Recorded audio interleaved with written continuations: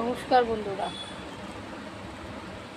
হাজব্যান্ডের দাদু ঠিক আজকের দিনে 2002 সালে না ফেরার দেশে চলে গিয়েছিলেন।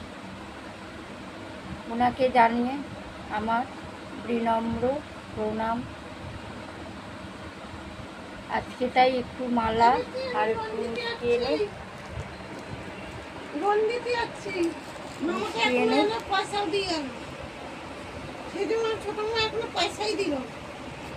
মিষ্টি এনে ওনাকে জল খাবার দিচ্ছি।